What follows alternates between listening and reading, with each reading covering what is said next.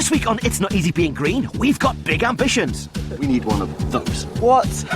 Yeah, makes sense, doesn't it? Lauren Laverne is dressed to impress the eco-fashion world, but gets distracted by the bright colours. It's £240, but then I'll get in trouble for coming to work and coming home with bags of clothes.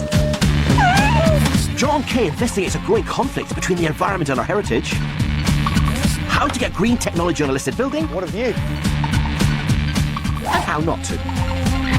And kids presenter Sam and Mark are this week's Eco-Test guests. But what do they think about being green? I don't care. You know, well, I do. Obviously, I care. Oh, but wow. if you take... Oh, wait. Mark doesn't. No.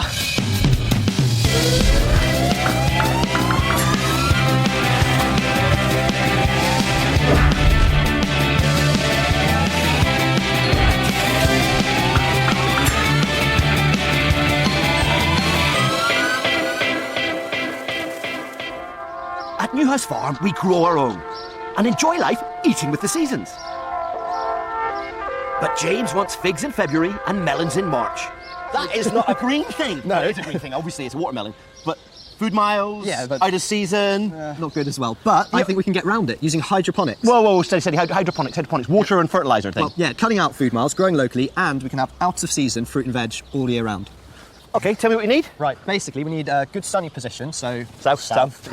This would be ideal. And then what we're basically looking for is guttering, sort of channels that we're going to grow plants in. But we're not going to be using soil, we're going to be using liquid nutrients. And then that is going to get fed around the system. No soil whatsoever. It's completely soilless. Just the roots of all the plants have got oxygen and the nutrients, and then they're going to grow. We're just going to set them all out here. Yeah, but obviously the next thing we need is something to cover them, because we want a good temperature in there. We've already got a greenhouse. Yeah. Do you know what? Look at the shape of this. I have an idea.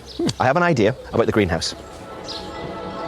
Growing without soil sounds space age. So I think this calls for a trip down the road to the Eden Project, famous for their state-of-the-art growing biomes. We should have one of these. We should have one. Joking. It'll take years to build. It's awesome. I want one. We've come to meet George Elworthy, who knows just how green these biomes are. You've chosen this shape. Did you ever think about going conventional glass and sort of... Glass is too heavy. The structure would have to be much bigger, Yeah. more materials, Yeah. not so green. Greenhouse, you have a lot of dead areas where the air is not circulating or heating a bigger space. This can be smaller, and so you've got greater efficiency again. You see, a sphere has got the sort of the biggest volume for the surface area, so you minimise the materials and you've got the biggest volume. So cut it in half, which is hemispherical basically, and you've got as much space as you can possibly get with that surface area. Can't get any more efficient. Plus this material, It's like a polytunnel stuff. Like a polytunnel, much lighter, much stronger than glass. You don't get any breakage, recyclable, so at the end of its life, it can be used again with relatively little waste. Sounds pretty good. Plus it's cool, let's face it. There could be some competition, George. There could be some competition. We're not very far away. I can't wait till you see our dome. It won't be long. In the Garden of Eden, Adam knew a thing or two about what not to wear. And we should give me a few tips. But as he's not here, I'll have to ask Lauren.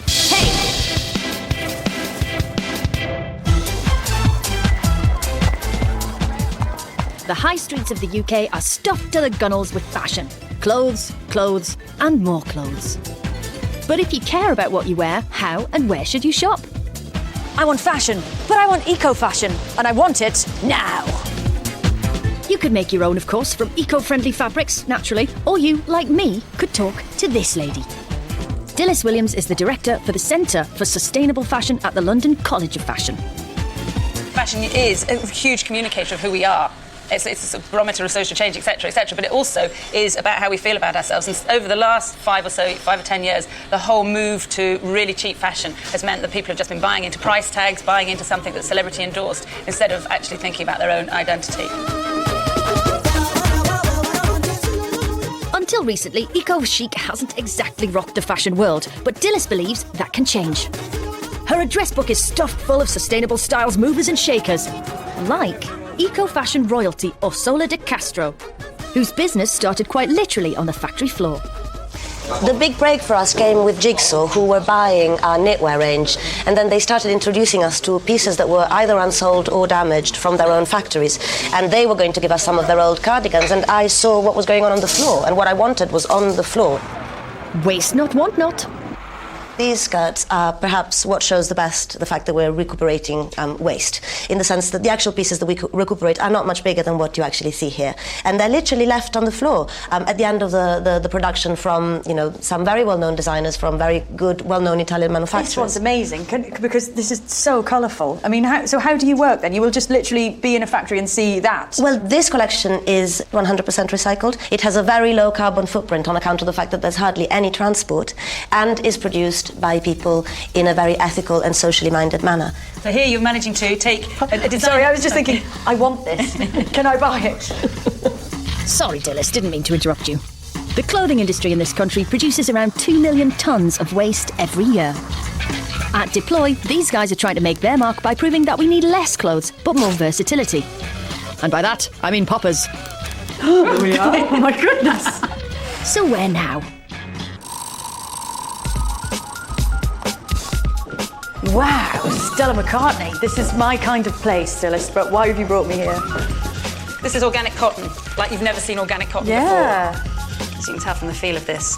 You're going to wear this way beyond the season, so on a lot of levels, it is sustainable. You talk about kind of disposability of clothes, and I see that we can't just keep throwing things away, but at the same time, fashion is about an inherent disposability. But fashion has been very much about the identity of a time and a place, and I think over the last few years, that identity was about moving fast, about spending loads of money. That era is over, because people are aware now that actually the sustainability of what we were doing was just not possible, and now I think we're in a new era, and it's very much more exciting. Last stop on our whirlwind tour is Brick Lane in the East End of London, and a second-hand clothes shop. Oh my goodness. Hello. Good afternoon. Right. I feel like I'm at the most intimidating play ever. Are you the audience or are you on stage? I'm not quite sure. What's going on? Dr. Nucky's NHS is what's going on in here. NHS, that's Nocky's House of Sustainability.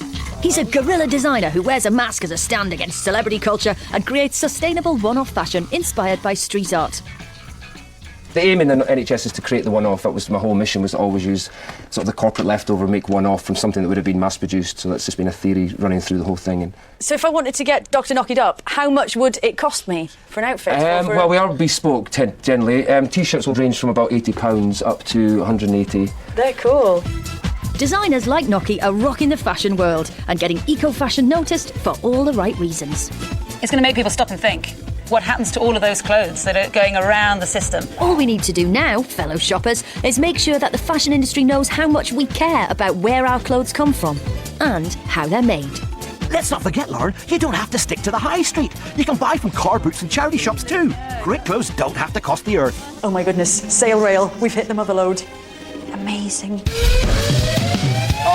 Next, our gorgeous new greenhouse. We found one and it's arrived in lots of small pieces. They're quite complicated shapes, aren't they? What the? You don't know what you're doing. This is flat pack from hell. Every single angle and every single face has been specially made, and that's something to rest the whole thing on. Our geodesic dome should be around a third more energy efficient than an ordinary greenhouse. It's got everything going for it, just as long as when you're building it, you don't lose the will to live. James, I feel a bit poorly. I'm going to leave this with you and go off for a while now. No way. I don't like doing levels. I don't really like doing maths, and I don't particularly like angles and tape measures.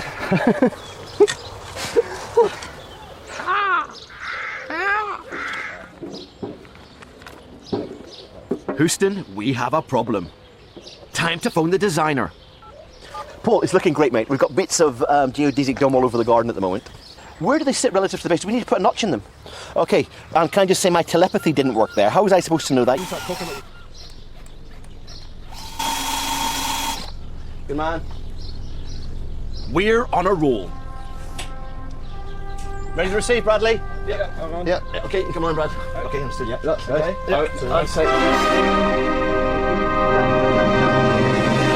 The Eagle has landed. The neighbours love it, and so do we. Wow. I think it's an omni-triangulated success. It does look good, doesn't Great. it? I think everyone's going to want one of these. Finally, we've got a mini Eden project in our back garden. Will we ever get melons in March? Our future diet rests in the hands of my son. I'm off to meet two people in whose hands rests the future of an entire generation. Two of Britain's most popular children's presenters. Sam and Mark. They're about to take our eco test. But first, here's some profound musings from their adoring fans. I'm worried about the world because it might explode into tiny little pieces. I would not wear second-hand clothes because they will be very, very smelly. I think you might recycle a bit of a sock if it came off. Yeah, I think you would recycle that. Let me smell my socks. Oh, Ponky. We've got to save the world because we'll get flooded. But not for us because we live on a hill. We're going to drown. We won't have any homes. Don't forget to bring your snorkel. A lot of weight and responsibility on your shoulders here. All the young people watching you now, do you feel any pressure? I'm very nervous. Now you've said that, yeah. Here we go. How often do you eat meat or fish? I tend to mix it up. Say if I've had something meaty for lunch, I might try and have something maybe fishy for tea.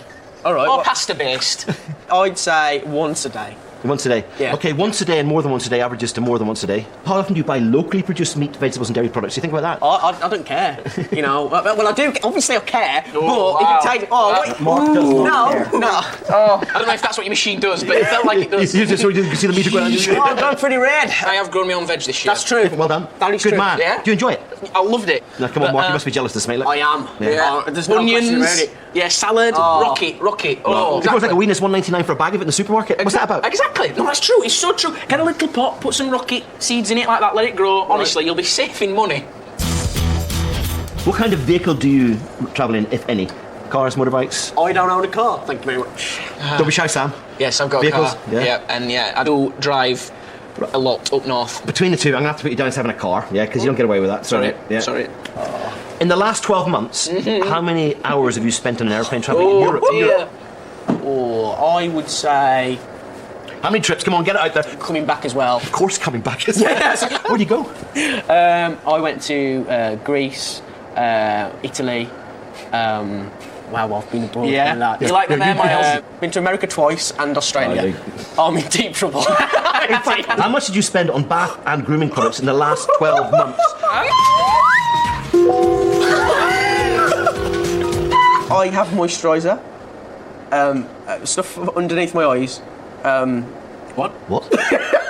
You know when you have dark circles underneath your eyes? Sam, Do you mean makeup? No, not makeup. I know. Moisturiser. Paint then? You put paint under your eyes? Paint? So is it makeup then? No, it's not. What is it then? It's like gel to make the dark circles under your eyes diminish. There's almost like a coming out thing going on here. What are we talking about, Mark? I'm lost. I'm going to stop talking now because I But think... you have a collection of grooming products. Indeed. Okay, so in the year, how much do you reckon you spend on that? In the year? In a year, 12 months. Over £1,000. What? Easily. Okay. On weird eye gel paint? Right, it's doing the calculation. Oh, no. It could take some time. Oh no! It's happened! I can't believe it! Quiet! You've got our future in your hands here, yeah? You're the next generation compared to me. 4.65 planets would be needed if everybody lived like the combination of Mark and Sam. Okay. I don't quite know what to say to that. I'm absolutely... I'm Wow. flabbergasted. I'm just going to have to go Is lie that like down. one of the worst scores? Yes. Yes, it's the score from hell. I think you've actually set a new record. Oh. So what you're really saying, in a year where I've been on holiday once and Mark's bought £1,000's worth of products, he's pretty bad. Yeah. Nope. I think for me, it's just been a bit lazy, really. Like you've just said, it purely is. I think just things like going behind your back, you tell it to switch it off. It can be done. It's easily done. It takes 2 seconds. I'm growing up, Mark. Yeah. I'm growing up. I'm proud of you. Thanks, man. Don't patronise me. Okay.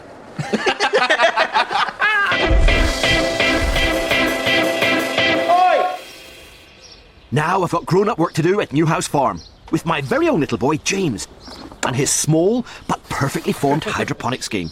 Lots of hydroponics are very, very chemical-based nutrients and lots of hormones. This is relying, all the stuff that we're going to be using is organic. It is worm castings diluted down. It's fish fertiliser. It's all of that sort of stuff. One of the huge benefits is going to be that we're going to get, this is what they say, 5 times quicker growth rates. 5 times faster just seems ridiculous. It's amazing. I mean, for people who don't have soil in their gardens, this is a way that you can grow lots and lots of food, higher yields, sort of more growth rates in a smaller area. James has been nurturing plants for hydroponic rebirth. Got a chili. Oh, thank you. Strawberries look great. Laura, can we get some of the plants in now? And they're going to grow 5 times as fast. 5 times as fast. And hopefully, all of these, the roots are going to be the size of the roots. in contact with the nutrients on the bottom and oxygen in the air. Basically, what we need is the right mix of nutrients. If my lettuce tasted this, The lettuce is going to be great. Yeah. Now, we need to try all of our pipe system and see if we can get some nutrients. Because he's going to be dead fairly soon. Yeah, let's go. Let's see if the pump works. Ooh. The bubbly comes. I can see a trickle. Yes! Come on. We're using a solar-powered pump to circulate the nutrient-packed water over the roots of the plants. Oh, yeah! That's a good trickle, mate. Water conservation hydroponics with organic nutrients. Hey, you said, oh, silly idea. Oh, it hasn't grown yet. Well, it will. It hasn't grown yet. If it works, it could mean year-round salads and fruit without any air miles. Last week at our eco-renovation project in London, Chris and Jay were in hot water for the first time. Got your hand in there. There you go. Go on, Jay. It's hot, look at the steam coming off it. Thanks to their solar panels and an air source heat pump. Get your hands in. They may have hot water, but now they're desperate for the loo. The plan is their toilet cisterns should be supplied by the rainwater tanks. The plumbers have been in, but will they be flushed with success? You got pipes connected. Absolutely. Excellent. Okay, come on. What's this? So what we have here is the tanks in the ground, and we've got the feed coming from the guttering into the tank, and then we have the other pipe, which will be the pump, pumping the water back into the house. So you've got pipe in that? Okay, we'll have a look. Let's see how much it's been raining. Not much. Isn't that typical? Yeah, it's typical. Yeah. Shall I get up the top and... James, go and be a little wet cloud. This is the beauty of this, of course. What you're going to have here is you're going to have your loos being flushed with water, which is free. Yeah. Because everybody else around here is using water that's been processed, it's been pumped, it's been cleaned. Yeah. You could drink it, but instead you pee in it. Absolutely. This makes more sense. Come on, mate. Are you ready? Here we go. Is it raining? It's raining. Hold on. You can hear it. It's coming. Yeah. Right, let's go have a look, see where it's going to then. Their rainwater harvesting system has cost them around £1,200, but they'll be saving money with every flush. We've worked it out to be about £100 that we're saving every year, which, if you work out the payback, is about 12 and a half years for us. Yeah. But that's only a couple. For a family of 4, you're talking about 6 years payback time. Essentially, That's yes. right. Which is not bad, considering after that you're going to have free flushes forever. You've got it, absolutely. Okay, come on, go for it, Jay. Right, okay, I'm going to press this one. Yeah! That's rainwater. Good stuff! So the water works. But just look at the rest of the place. There's so much to do. Cheers. You've got to love them. They're not scared of hard work. And it's really great that the green project's coming together. They're optimistic they're going to be in soon, but let's face facts. They haven't got a bathroom, they haven't got a kitchen, they haven't got any rooms whatsoever. Will they be in by the end of the series? Don't think so. New House Farm is a listed building. When we first arrived here, we had to put our solar thermal system up in the potting shed, and we put our PV panels up in the outbuilding. The government's very keen for people to generate their own electricity, and you don't need planning permission for solar panels, and it won't be long before you can put up a wind turbine without permission, providing you don't live in a listed building or in a conservation area. Here's John Kay in Planning Hell. Remember Xana and Arthur from Series 2? They live in one of England's 9,000 conservation areas and failed to get planning permission for their solar panel. It's just a big sort of slap in the face. You're really sort of going for it and getting excited about what you're achieving, and then this happens, and it's just like, why do you bother? The planners called it an alien feature. Well, 2 years on, we've come back to their village in Lincolnshire to see if Xana and Arthur have had any more luck since then. But in the meantime, we've discovered that they're not the only ones to have come up against these problems.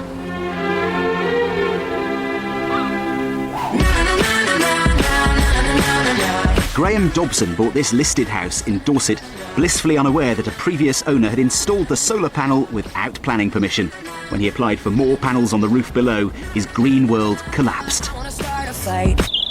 I included some photographs in the planning application, which included the solar panel.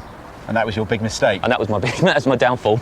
West Dorset Council said the panel formed a visually incongruous feature and it harmed the historic character of the building. They told him to take it down or face a fine of up to £20,000. So what did his neighbours think? After all, it had been there for 17 years. We think it's something that we would like to have ourselves. You'd have one too? Yes, if we can afford it.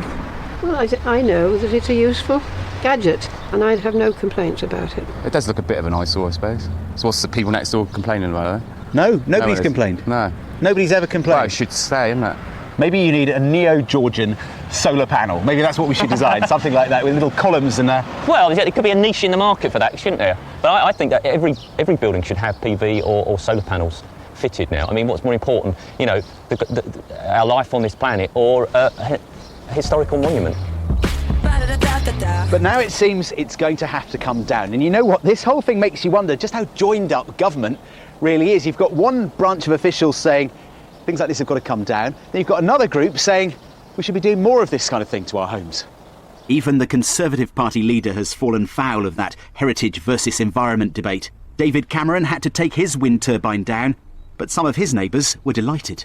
It did not look nice. It did not fit into this landscape out here, which is a beautiful Edwardian conservation area. There are people across the country who live in conservation areas who want to do something to make the world a better place, to produce their own energy, to use the wind or the sun, and they're just trying to do something good. Trying to do something good. They're not saving the planet. It might make... It's a start, isn't it? It's not a start. If more and more of us did it, and we use more of that wind, together we could change the world. Do you know, individuals do it and they probably do feel very, very good about it. But most of us, the vast majority of us, haven't got the money, the thousands of pounds it takes to put up a wind turbine. The best way to get that eco-gadget past the planners is to hide it. What a view. That's exactly what the National Trust has done here at Dunster Castle in Somerset. The panels are not visible unless you're perhaps flying past in a helicopter. Many of our sites are affected by climate change, so it's in our own interest to cut down our own impact on the environment. Basically, you've got a much better chance of getting your application past the planning authorities if you can hide those panels from view. If you can't, you could have a real battle on your hands. Back in Lincolnshire, Zana and Arthur did fight, and they won, with the help of a charity called Planning Aid, who transformed their original application.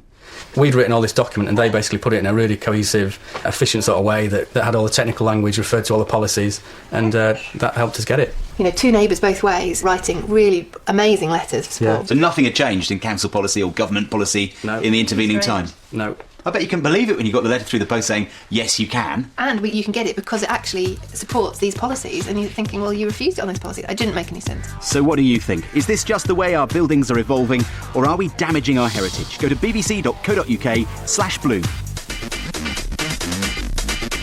Throughout the long, cold winter, James has been caring for his plants night and day. He's kept the results of his hydroponic scheme firmly under wraps until today. How are we doing? What is that? I was expecting bigger. Yeah, so was I, to be honest. Bonsai vegetables, mate. Yeah.